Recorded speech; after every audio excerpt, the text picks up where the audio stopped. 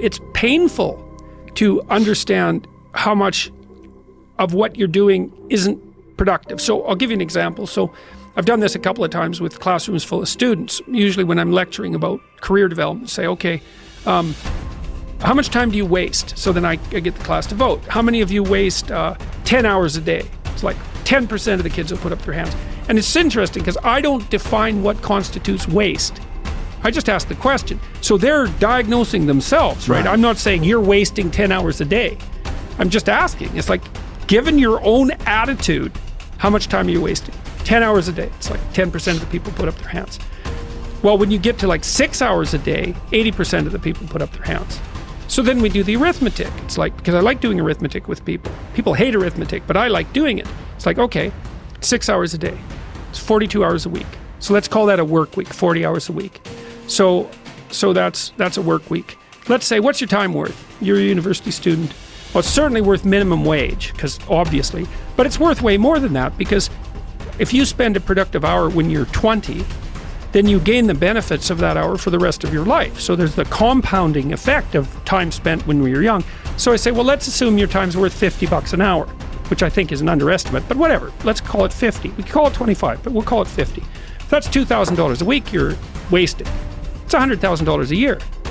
It's like, how much better would your life be if you weren't wasting $100,000 a year? It's like, what is that over 40 years?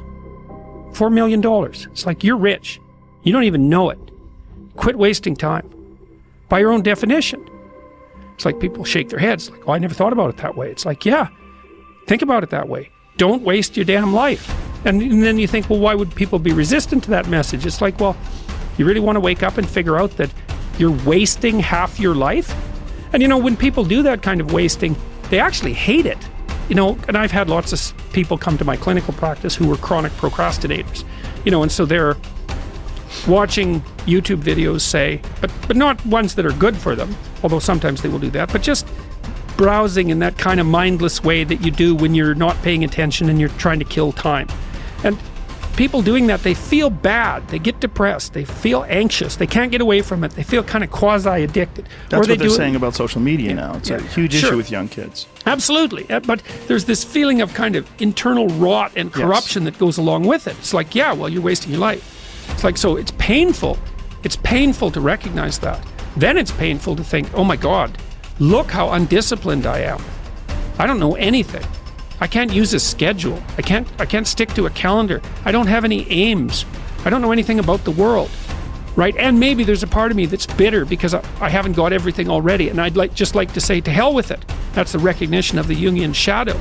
It's like, that's what makes you vicious and untrustworthy. All of that. No one wants to look at that, and no bloody wonder. But hey, the alternative is worse.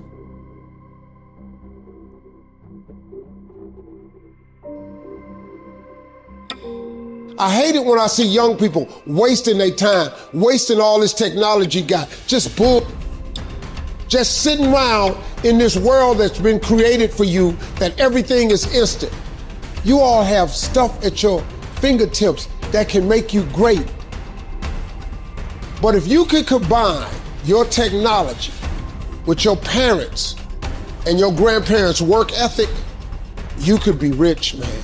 But you cannot erase the work ethic part. There is no getting around.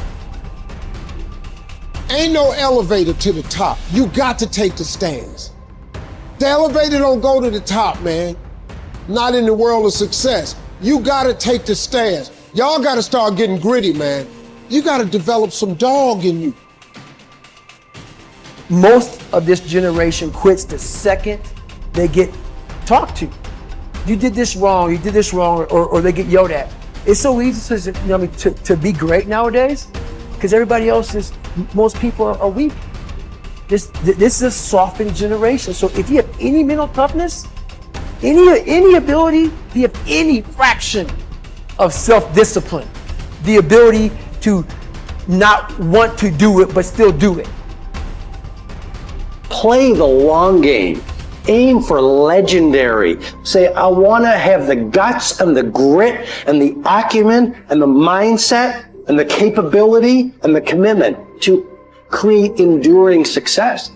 Be the person who is up reading, listening to the podcast, writing in your journal, setting your goals, focusing on your intentions.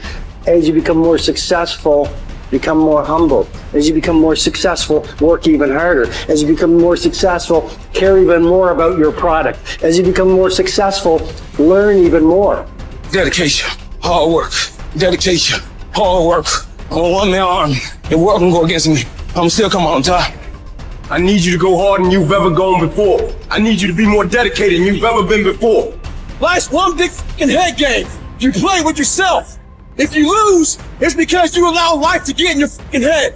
It's you. You've got to make it your personal business to make it happen. And you've got to resolve within yourself that I'm the one. I'm the one to make this happen. I'm the one to become successful. I'm the one. I'm the one. No matter how bad it is or how bad it gets, I'm going to make it.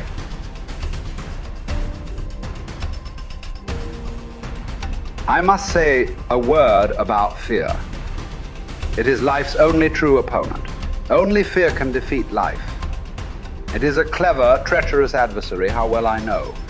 It has no decency, respects no law or convention, shows no mercy. It goes for your weakest spot, which it finds with unnerving ease. It begins in your mind, always, so you must fight hard to express it. You must fight hard to shine the light of words upon it. Because if you don't, if your fear becomes a wordless darkness that you avoid, perhaps even manage to forget, you open yourself to further attacks of fear because you never truly fought the opponent who defeated you. What man actually needs is not a tensionless state, but rather the striving and struggling for a worthwhile goal, a freely chosen task. What he needs is not the discharge of tension at any cost, but the call of a potential meaning waiting to be fulfilled by him. Mankind was apparently doomed to vacillate between the two extremities of distress and boredom. In actual fact, boredom is now causing more problems to solve that distress. And these problems are growing increasingly crucial, for progressive automation will probably lead to an enormous increase in the leisure hours available to the average worker. The pity of it is that many of these will not know what to do with all their newly acquired free time. Life is not primarily a quest for pleasure, as Freud believed, or a quest for power, as Alfred Adler taught, but a quest for meaning. The greatest task for any person is to find meaning in his or her life. Frankl saw three possible sources for meaning: in work, doing something significant; in love, caring for another person; and in courage during difficult times. Suffering in and of itself is meaningless. We give our suffering meaning by the way in which we respond to it. At one point, Frankl writes that a person may remain brave, dignified, and unselfish, or in the bitter fight for self-preservation, he may forget his human dignity and become no more than an animal. The meaning of life differs from man to man, from day to day, from hour to hour. What matters, therefore, is not the meaning of life in general, but rather the specific meaning of a person's life at a given moment. To put the question in general terms would be to the question posed to a chess champion. Tell me, master, what is the best move in the world?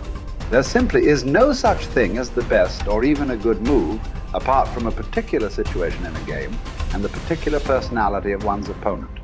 The same holds for human existence. One should not search for an abstract meaning of life. Everyone has his own specific vocation or mission in life to carry out a concrete assignment which demands fulfillment. Therein he cannot be replaced, nor can his life be repeated. Thus, everyone's task is as unique as is his specific opportunity to implement it. As each situation in life represents a challenge to man and presents a problem for him to solve, the question of the meaning of life may actually be reversed. Ultimately, man should not ask what the meaning of life is, but rather he must recognize that it is he who is asked. In a word, each man is questioned by life, and he can only answer to life by answering for his own life. To life, he can only respond by being responsible. The way in which a man accepts his fate and all the suffering it entails, the way in which he takes up his cross, gives him ample opportunity, even under the most difficult circumstances, to add a deeper meaning to his life, it may remain brave, dignified, and unselfish. Or in the bitter fight for self-preservation, he may forget his human dignity and become no more than an animal. Here lies the chance for a man either to make use of or forgo the opportunities of attaining the moral values that a difficult situation may afford him. And this decides whether he is worthy of his sufferings or not.